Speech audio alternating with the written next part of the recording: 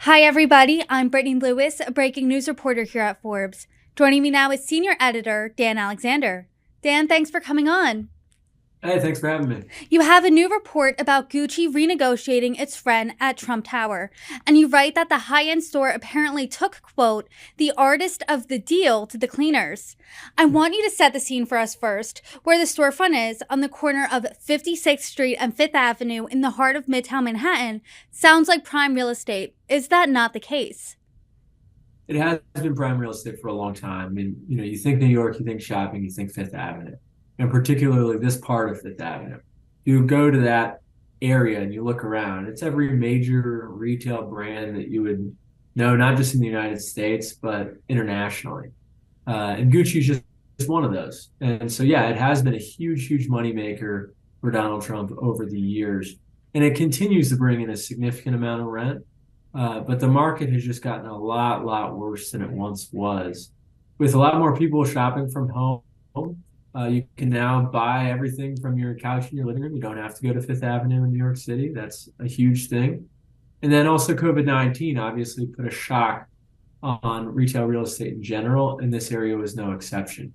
Those two factors have driven down rents in the area and have hurt landlords, including Donald Trump. Let's talk about the origin story of Gucci in this storefront. So, first, as you reported, Gucci first leased the place in 2008 and agreed to pay Trump about $20 million a year until 2026. Knowing the location and the size of the store, was that a fair price? Or knowing that it's 2008 in the midst of the financial crisis, was this a deal? Well, it does. It was a big price at the time. And remember, they opened in 2008, but in order to open a place, you're signing the lease a little bit before that. So likely when they're signing this deal, it's sort of in the height of the boom times before the big crash. And 2008 happens, and fortunately for Donald Trump, he has this amazing lease locked in until 2026, where he's going to be able to make it starts at a little less than $20 million, but ultimately escalates above $20 million for years ahead. So this was a huge deal for him. There's no reason to think that it was anything other than a, standard market transaction. But certainly it was a big one and an eye-catching number of about $20 million a year in rent. You said that the lease was supposed to go until 2026, but your reporting says that they renegotiated it during 2020. What other details do you have about that? Yeah, it's interesting if you think about when you want to renegotiate a lease. If you're a landlord, 2020 is the worst time that you could possibly imagine. So landlords are looking for people to come into their properties. Retailers don't really need space. They're just losing money paying rent. So it was a moment in which Donald Trump basically had no leverage. And what looks like happened is Gucci came in and said, okay, we want to renegotiate this lease. And what they did is they extended it out for an additional 12 years, so until about 2038. But the cost of doing that was that it looks like Gucci's rent decreased by what we're estimating to be about $7 million a year. It had been at $22 million and it went down to 15.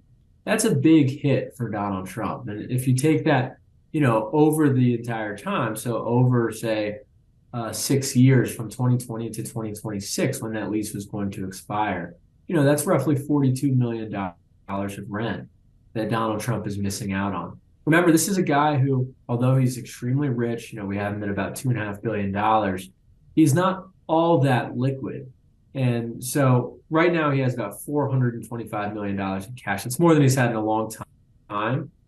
Even out of that chunk, 42 million is a lot. Back when he did this lease in 2020, he only had about $90 million in cash. This was equivalent to about half of the cash in his personal fortune that he was essentially foregoing for the next 6 years. $42 million is such an eye popping, astronomical number that you can't even imagine this. Did this immediately negatively impact Donald Trump's net worth? Yes, the profitability of Trump Tower declined. And when you're valuing commercial properties, one of the main things that you're looking at is what is the net operating income of that property. And so this dragged down the net operating income significantly. and that decreased the value of the commercial space at Trump Tower, which ultimately resulted in decreasing Donald Trump's personal fortune.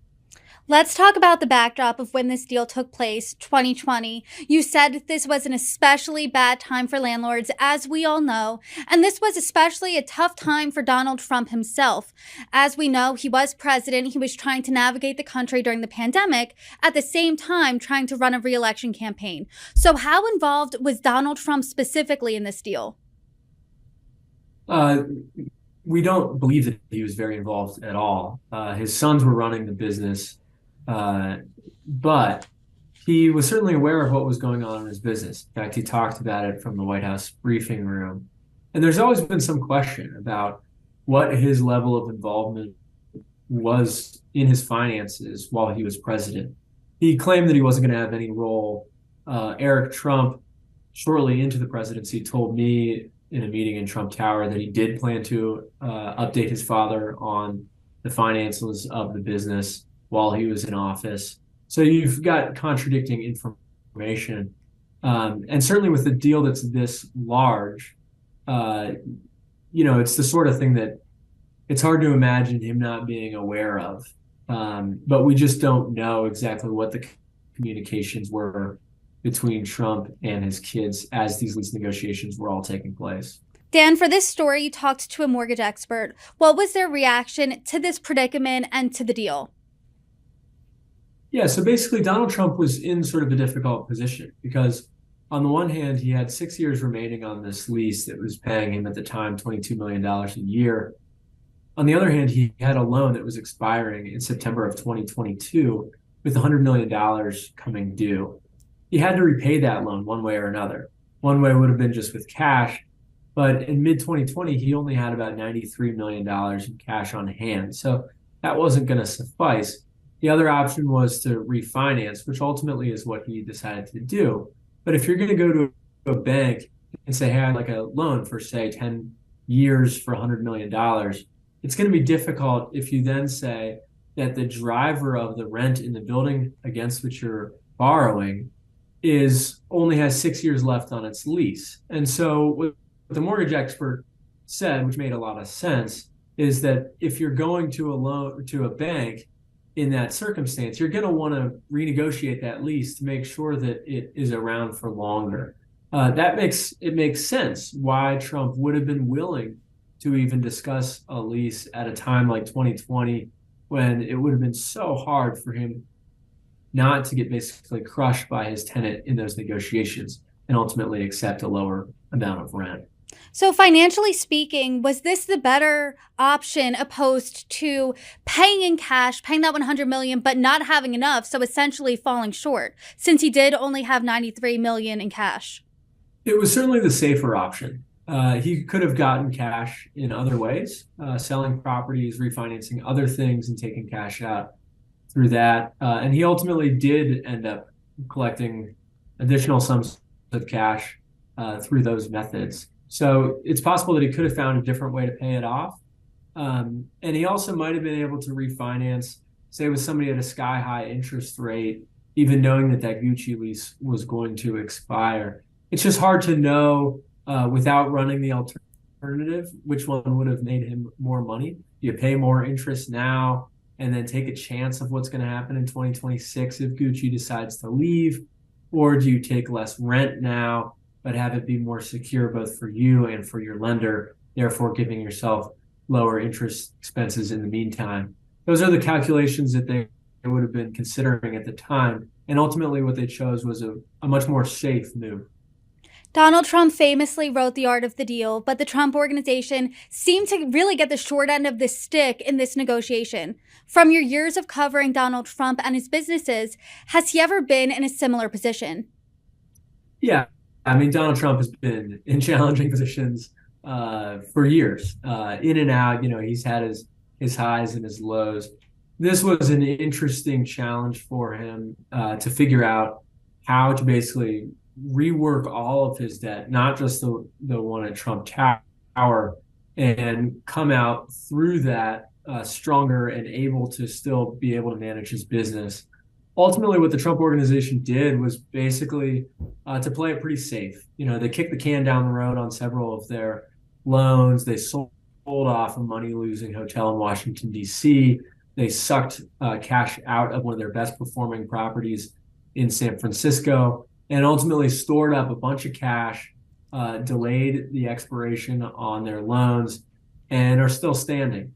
So at this point, it looks like it was a successful move in some ways. The downside is that it also limited their potential for growth. Their properties are not as profitable after debt expenses as they had been previously, or potentially as they could have been if they had taken a riskier approach.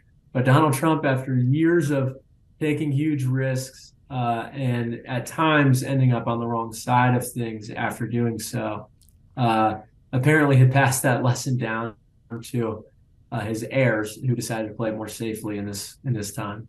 So is playing it safe sort of unprecedented when it comes to the Trump organization and business deals? No, they've played it safe in other instances, but they're inconsistent. I mean, sometimes they take huge risks, and other times they try to play it a little bit cooler. Certainly, if you had asked that question in, say, 1988, yeah, it would have been totally unprecedented.